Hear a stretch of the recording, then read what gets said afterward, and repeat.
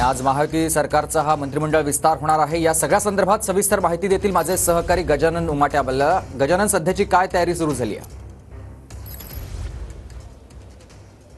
नक्कीच तयारी प्रशासनाच्या वतीने पूर्ण झालेली आहे। राज्यपाल या ठिकाणी पोहोचलेले आहे। आता प्रतीक्षा आहे की ज्यांना शपथ घ्यायची आहे त्यांना मुख्यमंत्र्यांद्वारे फोन करायची परंपरा आहे की जवळपास 25 तास पूर्वी मुख्यमंत्री संभाव्य मंत्र्यांना फोन करत असतात की तुम्हाला शपथविधीसाठी यायचं आहे, परंतु अद्याप मुख्यमंत्र्यांकडून कोणालाही फोन जो आहे तो गेलेला नाही। आता उदय सामंत यांनी सांगितलेलं आहे की पुढच्या 1 तासामध्ये शिवसेनेचे जे संभाव्य आमदार मंत्री आहेत त्यांना फोन केले जाईल, त्यामुळे थोड्या वेळात फोन करणं सुरू होईल। प्रतीक्षा आहे की नाव जाहीर होण्याची, महायुतीकडनं कोणाला संधी मिळणार, कोणाला डच्चू मिळणार, कारण की भाजपची जी माहिती मिळते भाजपच्या सूत्रांकडनं की अनेक वरिष्ठांना डच्चू दिला जाणार आहे की धक्कादायक चेहरे जे आहे, धक्कादायक नावं जी आहे ते समोर येणार आहे। त्यामुळे सगळ्यांनाच प्रतीक्षा आहे। प्रशासनाच्या वतीनं तयारी पूर्ण झाली। आमदार जे आहे ते या ठिकाणी दाखल झालेले आहे। आदिती तटकरे, उदय सामंत, गुलाबराव पाटील, भुसे यासह सगळे प्रमुख नेते जे आहेत ते नागपुरात यायला सुरुवात झालेली आहे।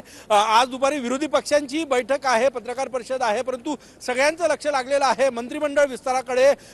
1991 नंतर पहिल्यांदा नागपुरात मंत्रिमंडळ विस्तार होत आहे, त्यामुळे उपराजधानीला हा मान आहे। उद्यापासून हिवाळी अधिवेशन सुरू होत आहे, त्यापूर्वी जवळपास 3-3:30 वाजता मंत्रिमंडळ विस्तार म्हणजे शपथविधीचा कार्यक्रम जो आहे तो सुरू होणार आहे। त्यासाठी भव्य असं स्टेज जे आहे त्या राजभवन परिसरात तयार करण्यात आलेलं आहे, रोषणाई करण्यात आलेली आहे। प्रतीक्षा फक्त फोनची आहे आणि प्रत्येक आमदार जे आहे तो फोनची वाट पाहत आहे।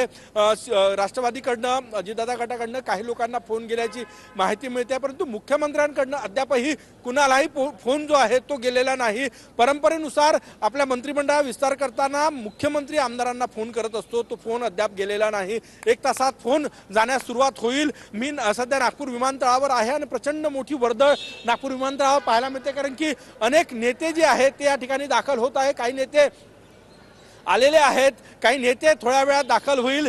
दुपारी 12 वाजता मुख्यमंत्री देवेंद्र फडणवीस या ठिकाणी दाखल होणार आहे। त्यानंतर 1:30 वाजता उपमुख्यमंत्री एकनाथ शिंदे दाखल होणार आहे, अजितदादा पवारही येणार आहे। त्यामुळे भव्य स्वागत या नेत्यांचं केलं जाणार आहे आणि सगळ्यांच्या कारण की काल रात्री मुंबईत सागरवर भेटीगाठींचं सत्र जे आहे ते पाहायला मिळालं।